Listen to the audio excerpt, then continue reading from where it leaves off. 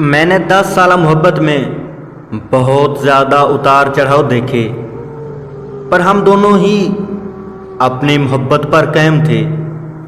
मैं England shift हो गई थी और दोबारा पाकिस्तान जाकर रहना मेरे लिए बहुत मुश्किल था। वो खुद भी शादी के बाद इंग्लैंड शिफ्ट होना चाहता था, लेकिन उसकी अम्मी को ये बात बिल्कुल मंजूर नहीं थी। जब भी बात मंगनी तक आती तो कुछ ना कुछ होकर बात वहीं रुक जाती। इन 10 सालों में ना उसकी ज़िंदगी में कोई आया और ना ही मेरी ज़िंदगी में। फिर एक वक्त आया जब मैं थक सी गई, जब मुझे पता चला कि उसकी अम्मी उससे रोज़ लड़ाई करती है कि तुम उसे छोड़ दो और कहीं और शादी कर लो। तो मैंने उससे झूठ बोल दिया कि मेरी मंगनी हो गई है, अब तुम भी कहीं और शादी कर लो। हमारी 6 महीनों तक बहुत लड़ाई चली और फिर उसकी मंगनी की बात किसी लड़की से चलने लगी।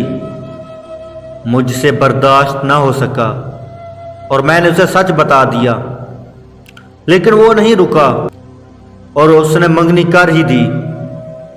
मैंने फिर भी उसकी बहुत मिन्नतें की, यार 10 साल की मोहब्बत है, प्लीज़ तुम कुछ करके वापस आ जाओ। पर वो मेरी बात मानने को तैयार नहीं था।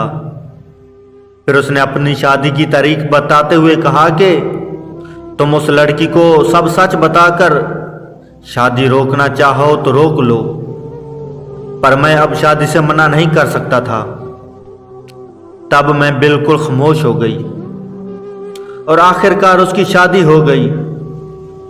मुझे समझ नहीं आया कि आज तक हम में से आखिर कौन गलत था, मैं या वो।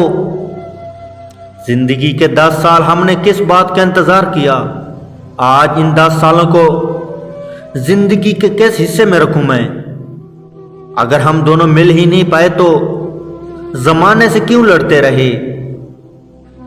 आज तक मुझे इस बात का जवाब नहीं मिल पाया और शायद कभी मिल ही नहीं पाएगा।